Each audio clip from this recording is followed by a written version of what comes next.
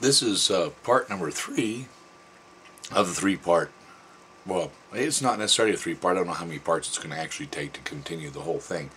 I apologize about the last installment, though. It was a little bit longer than I expected it to be. And I've tried to keep these short because I know after a while you just kind of get, I don't know, put to sleep by my monotone voice. However, I'm very thankful that I still have a voice. Since last time, my beard's grown a little bit more, so I'm a little fuzzier. My hair's gotten longer, but you know, those are things that are kind of nice to have when at one time radiation chemotherapy takes hair away. And now I have nice thick hair coming back in, and hair in my beard where I didn't have hair before. Still have a little bit of a hole down here, so I'm just kind of enjoying it. I hope you don't mind. Now the last part of the last part number 2, I was talking about going back and forth and riding the bus to the VA hospital, and then walking across on the Sky Bridge to OHSU to get the radiation treatments. I'm going to go in a little bit more depth than that now. They told me that the hardest part of that would be the last 2 weeks of my treatments, which made me really not want to look forward to the last 2 weeks, and it ended up being actually the last 3 weeks. Now, it got to the point where my throat was so sore that I couldn't hardly swallow. I was glad that there was the stomach feeding tube that was put in there. And my PICC line, which somebody really nice that left a comment, reminded me that that's called a PICC line. And I did have to have it actually changed twice after it was put in. And also found out that the stuff that they usually rub on to clean your skin, I had become allergic to. Made a real bad allergic reaction, which made it kind of tough for them to put one in. They had to use the old-fashioned iodine to put the next one in, which leaves a nice stain on your skin and a bigger mess, and they were kind of concerned about that. I wasn't. It was okay. Whatever they needed to do is fine. You know, after you've had your teeth pulled and a few other procedures, a hole stuck in you and a tattoo on your chest, never had a tattoo. Okay, it's just a dot, but it's still a tattoo. Put on you. Who cares if I get a little bit of stain from iodine? You know what I mean? So, since the last time, I also have an announcement to make. Actually, the last time I went to the radiologist, he peered down my throat and also used a thing where he goes intranasally back and looks at my throat. And I don't know what they call the thing, but to actually look at my throat and take pictures, etc. He looked at it and he said, "I don't see any cancer any longer. I think you're cancer-free now." According to the blood tests, we're not seeing any indicators there. It's looking very, very good. Now, you're still going to have some suffrage from the radiation and chemotherapy, but that should start, though, as fast as you're getting healthy again, that should start disappearing by December. There's hope. There's always hope. I give all the glory to God and to all the prayer groups and our Savior Jesus Christ. And I appreciate everybody out there that did do the praying. It meant a lot. And I really truly believe it's 99% of why I'm healed. And I have some other things to share with you that go along with this very same thing. Anyway, to get back to this last 3 weeks, this part of the period, it wasn't any different. I still had to take the bus and ride it over. By this time, I couldn't any longer even put anything into the bag, the feeding bag, because if I put it in there, it came back up here. I wasn't getting any sleep. They were hydrating me in my arm, and the hydration was coming back as well. Nothing would stay down. It was a horrible experience. I felt, well, you know, the longer I went without sleep, the harder it got on me. My throat became more and more sore. Oh yeah, I have teeth now too. You remember the other ones? I'm like this. I have teeth now. After a year not having teeth, that's kind of cool. I'm getting used to them still. Anyway, to get back to that point, about a week into the last 3 weeks of that, what they call torture weeks, and that's a light statement. I had forgot to take my medications in the morning. Pardon all the ums. As a result of that, the nurses kind of teased me along a little bit and said, "Yeah, you got to make sure you take your medications every morning, Chris. There's no missing and no excuse for missing medications." Well, a couple mornings after that, it was Sunday morning, early Sunday morning, I woke up and found myself a lot of times waking up about 4 or 4:30 in the morning.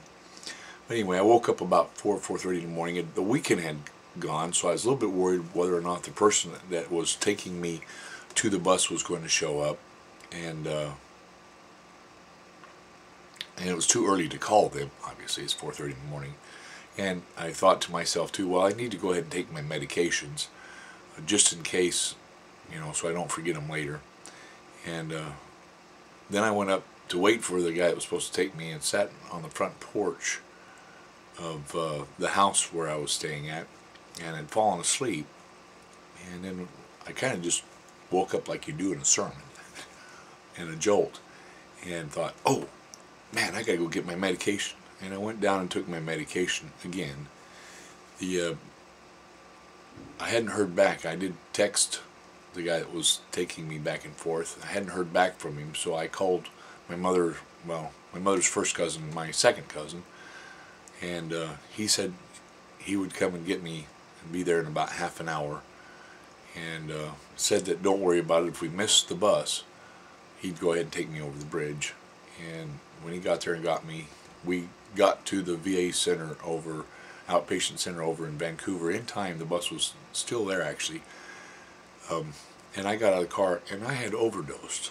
After taking my medication twice, I had actually overdosed, and heavily, apparently.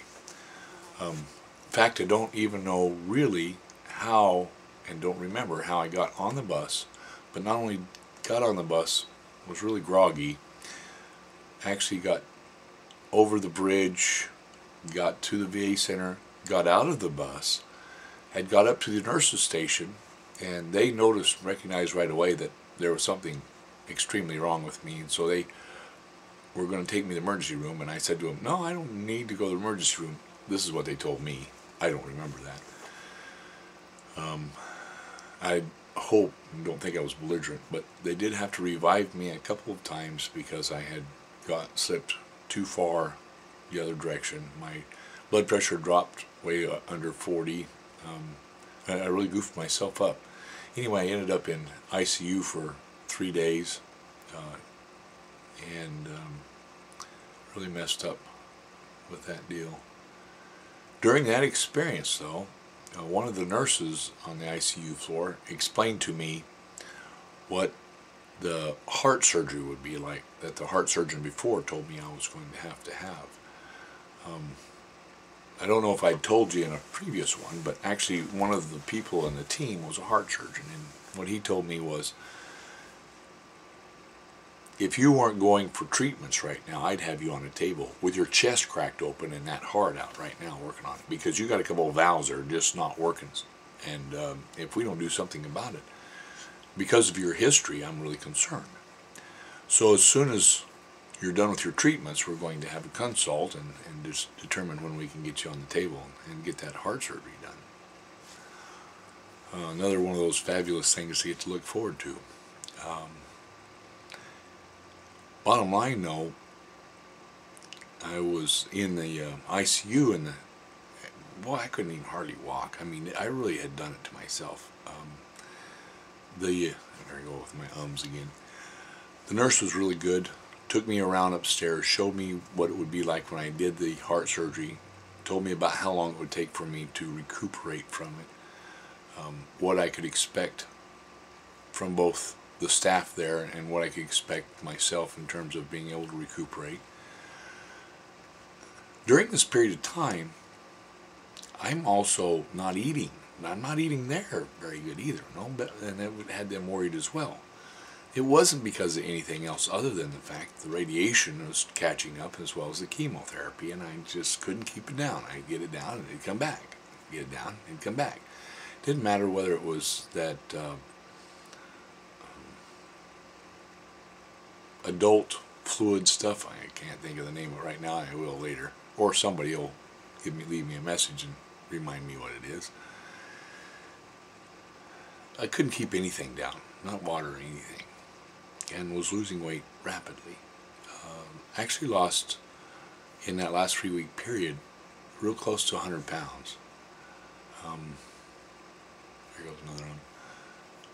Got down very thin, very quick, and was looking for that last day of treatment. I mean, it was the most important thing to me. I wanted the PICC line out of me. I wanted that stomach line out of me. And they weren't going to pull the PICC line for at least another week, because they were still going to have me on hydration for a week after the treatment. So I still had that to look forward to. I had another chemotherapy treatment. I still had that to look forward to. Oh, that stuff is, I just get you. I mean, you already have a hard time with anything, and when you get to chemotherapy, by that point, it was not fun. But I was glad to be alive and willing to do whatever it took to get through it.